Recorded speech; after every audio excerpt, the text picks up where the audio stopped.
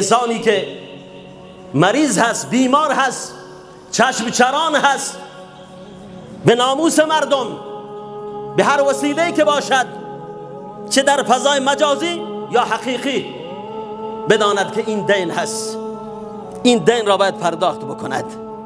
کما تدین و تدان. با ناموس مردم چه کار میکنی؟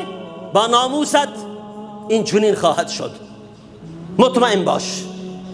دیدن چشم، نگاه کردن به اجنبی و نامحرم زنای عینین هست، زنای چشم هست.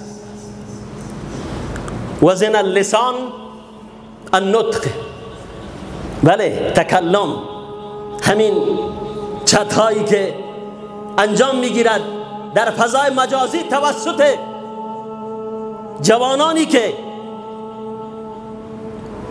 آلوده به گناه هستند، با ناموس مردم اینا مرتکب زنا هستند، تکلمشان زنا هست. تکلمی که میکنند با نامحرم و اجنبی، بنابر قول پیامبر صلی الله علیه و سلم این زنا محسوب میشه، چه از جانب پسر باشد یا از جانب دختر باشد.